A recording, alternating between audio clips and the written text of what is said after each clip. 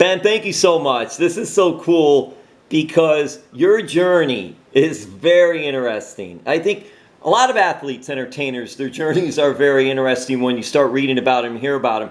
And now you decided to basically have a memoir, have a book, and it's called Yeah. Funky, My Defiant Path Through the World of Combat Sports. And who better? You've been one championship, Bellator, UFC. You've done NCAA collegiate wrestling, Olympic wrestling, your combat sport history, and even before that, growing up with amateur wrestling and University of Missouri. Yeah. It's such an interesting. I'm just wondering your thought process to say, okay, let's do this. Let me put my book out there. Let me put my memoir out there. Yeah. It was coronavirus. We were locked up, and I said, I gotta do something. So I contacted a friend who I thought was a really good writer, and I said, hey, you want to do this? And then, I thought it was going to take 6 months or 9 months, and, here we are 2+ years later. But I'm really, really happy with the final product.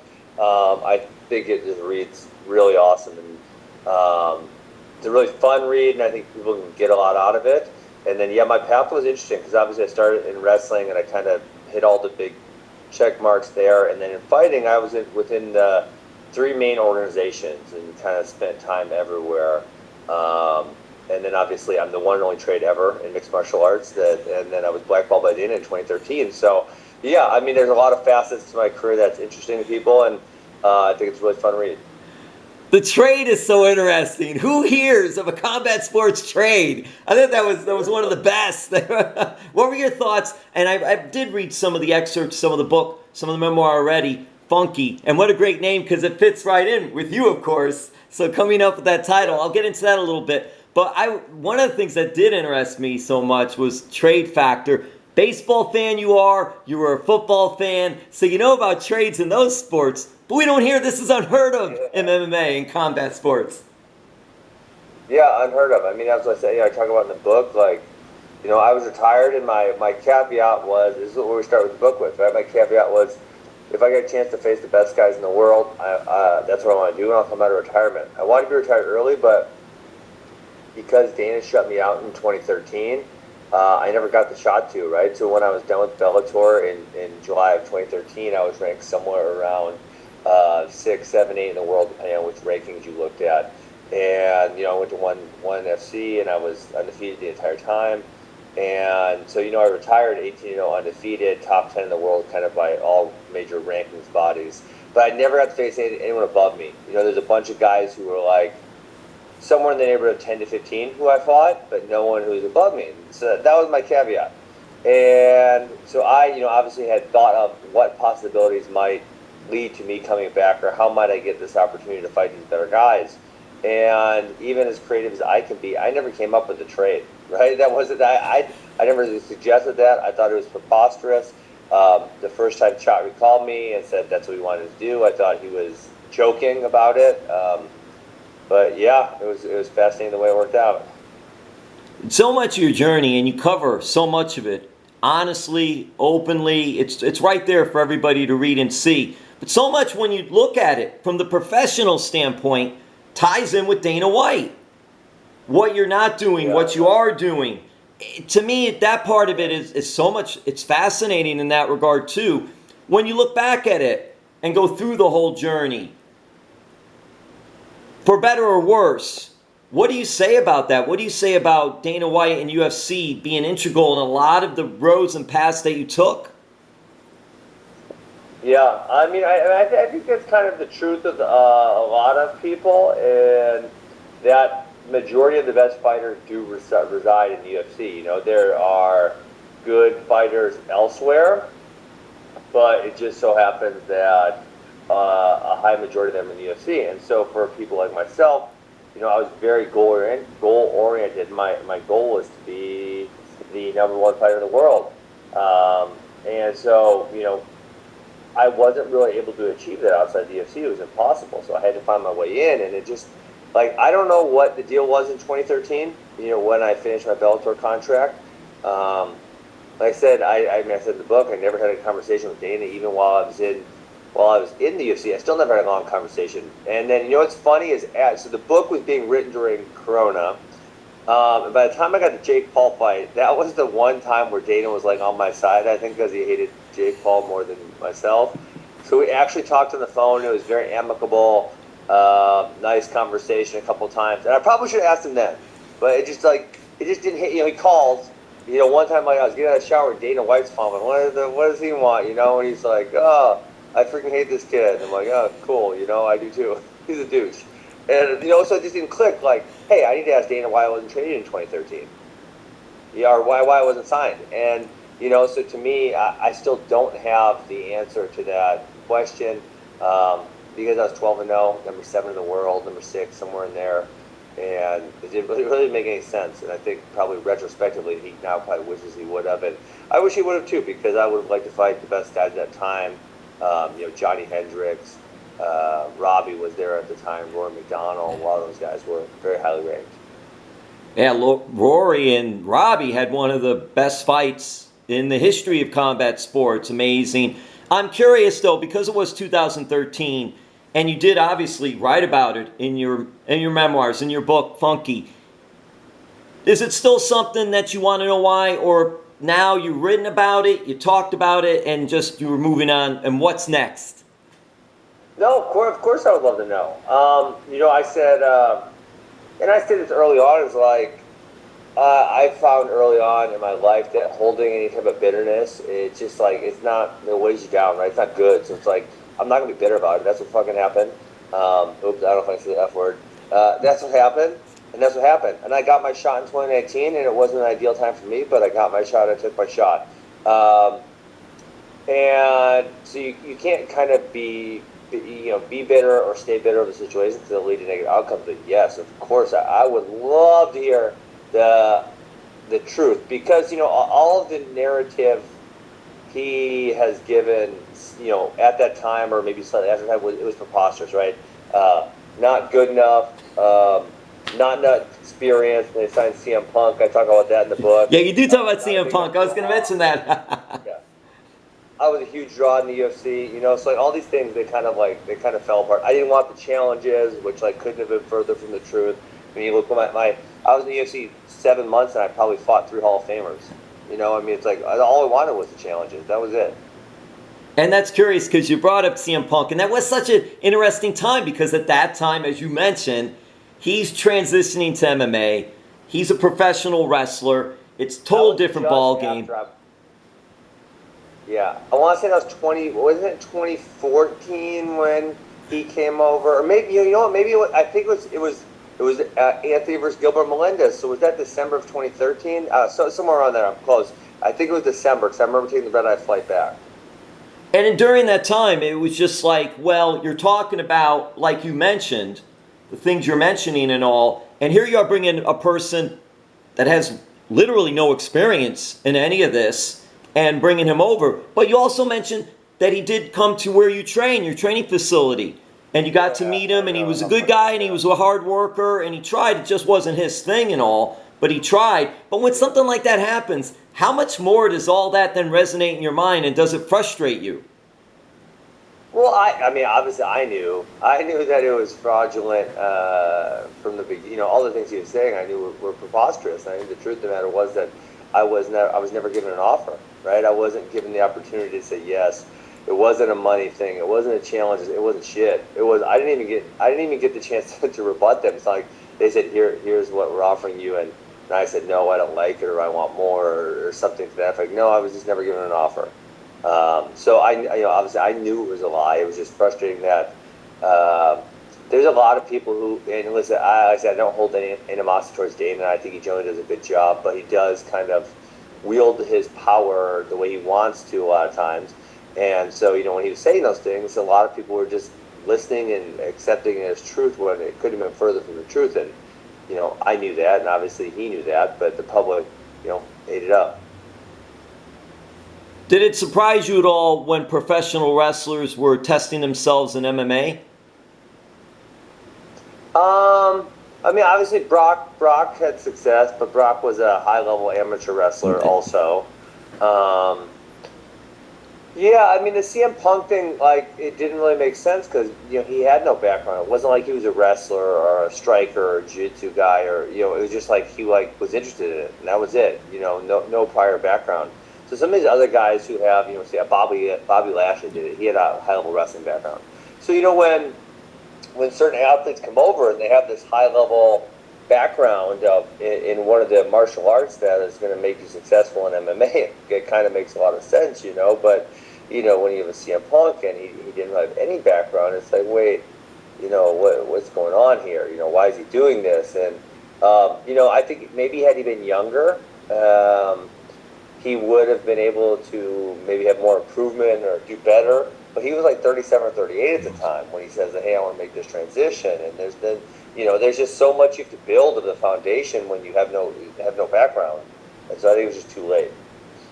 Ben, did you get to give him any advice or even work out with him at all, or no, others did that? CM Punk? Yeah. A ton.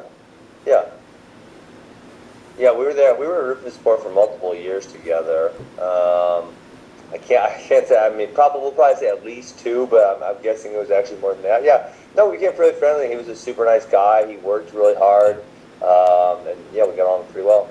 And as you mentioned in there in Funky, I found that part interesting because I never knew any of that part of it. I thought it was very cool. Yeah. And they do a lot with pro wrestling too. So on the flip side of that, Ben, did you ever talk to him or anyone or even have any thoughts about, hey, not only are pro wrestlers, a couple of them coming into MMA, but also they're MMA, Ronda Rousey. And you can go several that have tried, that have gone into... Cormier just did the thing. That's right. I was going to bring that up. Daniel Cormier was just a special guest referee in the fight pit for WWE between Riddle and Seth Rollins, and he loves it. I mean, he's been a big fan for a long time anyway. But did it ever cross your mind that might be a what's next for you or something to try?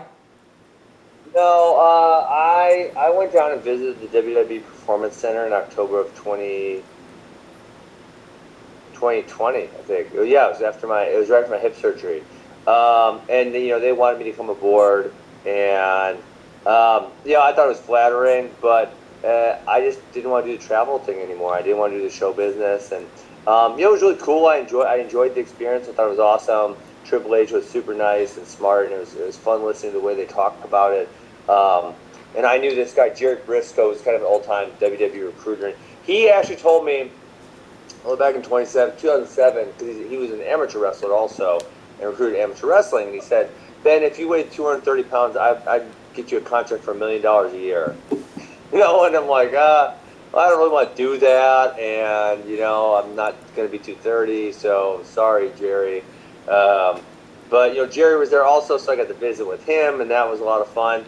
And yet then I love coaching wrestling at the academies that my brother and I run, and I just didn't want to take myself away from that too much. Wow, you mentioned some great there because Gerald Briscoe, and Jack Briscoe, brothers, yeah. Oklahoma State, unbelievable amateur wrestlers, parlayed it into pro wrestling, and then Jerry for a long time was a scout for WWE and did many things behind the scenes. I think he still is a little bit. He helps a little bit, but now he's gotten to a point, he's doing his own podcast and doing other things and all. So, but he would always go to the NCAA tournament and look. Always, I'll tell you what, Ben, that was way back then. If that was now, they would have really pressed hard to try to sign you because back then it was more about the bigger guys. Really, it was more about the bigger guys back then. And now it's become like it's leveled off. So it's a very cool at the journey. And that performance center in Orlando that WWE built is like state of the art up there. They do a really good job with that and training, developing pro wrestlers. Yeah, I got to watch the whole. I mean, at that point in time, they were doing the shows in house, so I got to go watch a show in house and got to hang out with some of the people who were training there full time. It was a lot of fun, but yeah, it just wasn't. It wasn't for me at the time. Hey, what did you get out of doing the book? What did you personally get out of it when you were done with it and now you have the final product and it's coming out there?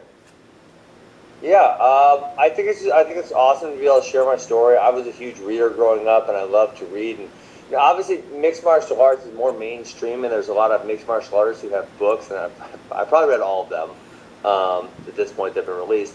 But for me also, my amateur wrestling background, something I loved, grew up doing, wrestled until I was 23 in the Olympics, or 24, and now I run wrestling academies, and I love coaching that.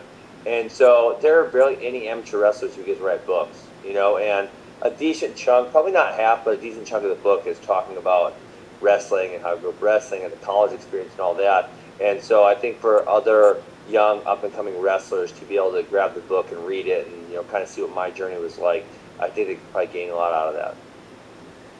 What was it like an American Top Team, and especially here, South Florida, being a part of that? And it was interesting reading your book, some of the tie-ins earlier on, even if they were small, whether it be Olympic wrestling, amateur wrestling, with King Mo, who, by the way, is also a professional wrestler now and training others at American Top Team, yes. And then the great Steve Mocco, who's a big trainer down at American Top Team and all. And you've had experiences with them, and I'm just curious, what was it like for your time in American Top Team? Was it more of location because it was in South Florida that you decided to test other places, or that was just your thing? You wanted to see other places and try different gyms? No, I don't want to offend your readers, but I really didn't want to go to South Florida. It was just too fast for me. I got right now I live on about 10 acres out here in the middle of nowhere, and no one bugs me, and I love it.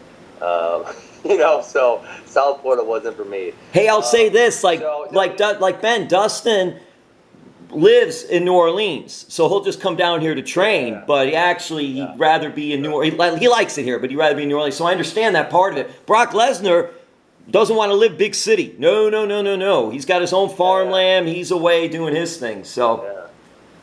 So no, like I said, there was an American Top Team in Columbia, Missouri, and that was why, I started that connection. And I think I only visited the Top Team in Florida maybe 2 times. But Dan Lambert's awesome. He does a great job. I really enjoyed Mike Brown. But it just wasn't for me. And so, I trained at the Top Team, and then obviously I moved to Arizona. Later I went to coach at Arizona State, and at that point, there was no American Top Team, and I don't think there is still. There was no Top Team in Phoenix, so it was like, okay, what gym am I going to train at? And I kind of, made my way over to Phoenix and tried some different gyms. And then eventually, when my time in Phoenix ran out and I was ready to fight full-time, then I came back to Milwaukee, kind of where I grew up, because we had Rufus here, and I thought it was going to be a really good fit. So how does a Milwaukee guy, a guy from the Midwest, or someone that's out there training, how does he become a fan of the Bash Brothers? You're talking Mark McGuire and Jose Canseco? Yeah, of course. I don't know. Like I said, I loved baseball when I was a kid, and man, dude, that was, we're talking like 1990, 91. So I'm like 6, 7, maybe 8 years old. I don't know. I just love watching baseball. I think it was the first sport that really interested me. I was really into like the stats and the numbers and all that stuff behind it. And so, those guys were. That era for them was awesome. Yeah, big hitters. The Oakland A's, that team was, the offense, overall was really good. So, see, I can understand the Brett Favre, and I can understand the Robin Yount. But when I saw the Bash Brothers, when I read that, I was like, wait a minute, I got to ask about the Bash Brothers. And then you mentioned... I think everyone loves them. Well, they could hit the long ball. They could hit the long ball. And they had a little attitude, I remember. It was fun. And another great you mentioned is Muhammad Ali. And that was someone that really influenced you in some of the great fights and just the way he represented and all. What do you, you read about it in the book, but what are some of the things you take away from the greatest of boxing? I think probably the biggest thing was just how Ali was always willing to stand up for what he believed in, which there's very few people willing to do that today in 2022. And Ali, people really neglect this about his career, but when he didn't want to go to the draft in 1967, and retroactively he was probably proven correct, right? A lot of people were negative on him when he did that, but now you look back at it like, what were we doing in Vietnam? That was fucking ridiculous. And he lost 3.5 years at the prime of his career because of that. You think the guy won the world title in 1960, it was 65 maybe, something, I'm close, right? He won the world title in 65, and then he sat out essentially, part of 67 through, I think, 71. And I was like, dude, could have had 10 world title fights, 10, 12 world title fights in that portion of time. Because now the boxers only fight like once a year, but he was cracking them out back then. I mean, he was fighting 3, 4, 5 times a year, killing dudes. So his record, as impressive as it is, it could have been significantly more impressive if he would have actually been able to fight during that time. And realistically, the time that he missed was probably really the prime of his career. You know what, too? It's interesting because Ali has tremendous ties with his trainer, Angelo Dundee, right here in South Florida, Miami 5th Street Gym. And during that time, Ben, he also got a little bit involved in pro wrestling, which he was a big fan of. But a lot of it, too, had to do because, like you said, the prime of his career, and as great as he became, he missed those years. And that was, I think a lot of that gets lost sometimes when we think about his career and everything. March of 67 to October of 70. So, yeah, 3.5 years. So I was pretty close. It's just amazing. And I'm wondering, too, Ben, when you're going back and putting together... And he won the world title. He won the world title in 64 from Sonny Liston. Sonny Liston. 64, 65. Sonny Liston. And then the rematch with the Phantom Punch was another big one. But then he was able to come back and beat George Foreman. I mean, to me, that was just like crazy. This huge George Foreman in his prime going against Muhammad Ali, who still is very good, and we see what he did. He outsmarted him and won the fight. And then later on beat one of the Spinks brothers to win it again during the latter stages of his career. Just an amazing fighter. This guy, now you got me looking at Muhammad Ali's stuff. But so he got suspended on his last fight was March 22nd of 67. But in his previous year and a half, he fought 8 times. So it's like then you take that 3.5 year period. Shoot, who knows? He could have fought 15 times. He would fight the champions from other countries too, the German champion, the English champion. That would be part of the road, the trail with Ali as well. Just fighting international icon, just amazing. So, well, that's a couple more questions. Wrap this up, and I'm curious about the disc golf. I was reading about disc golf. Okay, well, what about it? You love the disc golf. The only thing I think of, I'm going to Tradewind Parks right here over in Coconut Creek, and they've got the trees set up with the little chains and the little bucket, and the people are out there still throwing their frisbees into those little chain buckets and all. I'm thinking, is that what it's like? Is that what disc golf is like for you? I don't know. That's the best. Yeah, I got some outside. I got 20. Like I said, I got 10 acres and I have 23 holes of disc golf right outside my house, so it's nice. I just walk outside and I can go throw and play anytime I want. And no one bugs me, and there's never a wait, and I can't lose a disc because it's at my house. Yeah, I love it. Are you the undisputed combat sports disc golf champion? You know what? So I've hosted this the last 2 years. I've hosted a celebrity pro-am at my house. Julian Marquez, he throws a decent disc. Well, he's all right. There's been a few pro football players who've been okay, but I'm pretty sure in a singles round, I'd take him out. Yes. Ben, were you able to ever get Brett Favre, Robin Yount, or even the Bash Brothers to be a part of this big event? I was not. No one that big, unfortunately. Well, this kid who was out here last year, he's a kid. I know he's not a kid. He's way younger than me. I guess he's really good at baseball. I don't follow baseball. I'm in my own world. But a kid named Dylan Cease, he's really good, right? You got me on that one. Dylan Cease, no, he's a White Sox guy. Let me see. You know who he is? Is he a pitcher? It might be a pitcher for the White Sox. If I remember that CEASE. Yeah, pitcher for the White Sox. Hold on. Yeah, he had a 3.5 ERA this year. He had 2.2 ERA. I'm sorry, and he had 227 strikeouts. What a savage! I'm telling you, it's really good. It's so cool that you can talk. Last year played, But Ben, the thing is, it's so impressive to me that a lot of the MMA fighters, that you find athletes from other sports, celebrities, so into it. Has there been a few athletes and celebrities that you could think of that were they came up to you and said, "Hey man, big fan," or "Hey, I enjoyed your fight," or anything like that? I don't know if anyone comes top of the head for you as far as that goes. What would come top of the head? No, I can't. No, I can't think of anyone right up. I mean, the guy that came to my head was I think Brian Callen.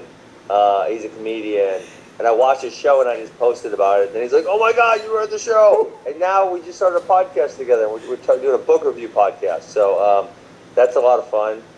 It's so amazing how social media and all this has changed all our lives and what we're doing. Seriously, right? It connects everybody. It really does. All right, so listen, want to wrap this up. And obviously down here, American Top Team, which I mentioned. And for you, you had the big fight. You have many big fights. And obviously with Jorge Masvidal, that ended quickly. I read about you didn't even know until you woke up in the hospital. You were like, I guess something bad happened because I don't know what the heck happened and all. But I'm wondering for you in that point, in that fight, do you think that incident, even in a loss, helped your career? No, hell no. I mean, like I would have been fighting for a world title if I beat him up, and so no, I don't think it helped at all. Yeah, I mean, obviously I wish I could get that one back still, and I can't. Well, going down in history, but you know what? Not only that history, you made a lot more history, and you could read about it and just go through it through the memoirs, the book, Funky. My Defiant Path Through the World of Combat Sports. Ben, thank you so much. Anything else you want to add about the book or about anything where people might be able to get it? Anything you want to add as we wrap this up? No. And Amazon, and I had a lot of fun writing it. I think people have a lot of fun reading it, and I think they will be able to gain quite a bit from my journey, you know, because a lot of people see professional athletes and even some biographies, when you read about them, it's all about like only the good things. And I think I went through all the things, like, you know, all of my struggles coming up. And I think anyone who says they didn't have struggles is probably lying. And so, you know, we all struggle. We all want to have success and achieve things. So I think I kind of go through my path of that. And Ben, I know it's closing this up, but did you have others then? Well, how do you just remember all that? Do you talk to your coaches? Do you talk to friends? Do you talk to family? And also, as you're writing this, just to jog your memory about different things, or you just went through it? No, just went through it. I got a pretty good memory,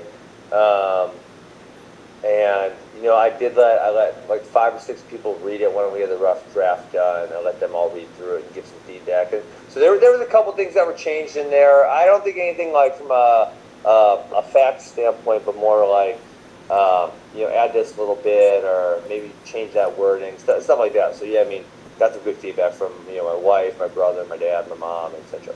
So who's playing you in the movie? Who knows? I doubt it gets picked up, but you never know. All right, Ben, thank you so much for the time. All the best.